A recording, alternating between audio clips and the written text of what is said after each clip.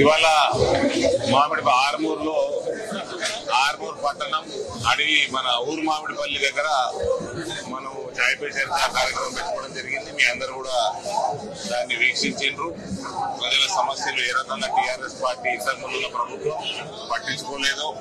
ఇప్పుడు కూడా రైతు సమస్యలు కూడా ఇదివరకు టీఆర్ఎస్ పార్టీ ఏ రకంగానైతే సపోర్ట్ చేయకుండా 5 నిమిషాలు టీఆర్ఎస్ పార్టీలో ఉన్నట్టే మళ్ళా కొనుగోలు కేంద్రాలు లేటు పెడుతున్నారు. వర్షాలు పడుతున్నాయి, వడ్లు తడుస్తున్నాయి, అదే తిప్పలు రైతులకి. మళ్ళా అదే తరుగు, అదే తాలు. 500 రూపాయల బోనస్ ఇచ్చుడు లేదు, 2 లక్షల రూపాయలు రుణమాఫీ చేసుడు లేదు. రైతులకి చేసిన వాగ్దానాలు తుగలకు దొక్కేసారు కాంగ్రెస్ వాళ్ళు. మహిళలకి చేసిన వాగ్దానాలు మర్చిపోయినరు. కాబట్టి దాదాపు 4-5 నెలలు అయిపోయింది ప్రభుత్వం వచ్చి.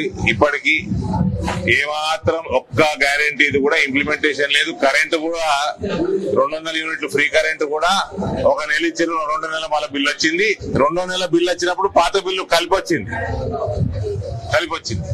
అది కాంగ్రెస్ పార్టీ గ్యారెంటీలు.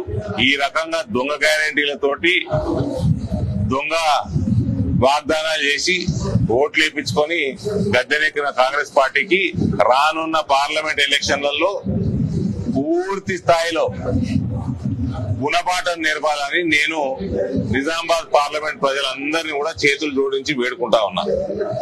ఎవరైతే మనకి వాగ్దానాలు చేసి నెరవేరుస్తారో, నిజాయితీగా పనిచేస్తారో, అవినీతిని దూరంగా పెడతారో, అభివృద్ధి మీద ధ్యాస పెడతారో, ఇవన్నీ చేసుకుంటూ రోజుకి 18 గంటలు మన కోసం పనిచేస్తున్న నరేంద్ర మోడీ గారిని భారీ మెజారిటీ తోటి కమలం పువ్వు మీద ఓటేసి గెలిపించాల్సిందిగా నేను అందరినీ కూడా కోరుతా ఉన్నాను.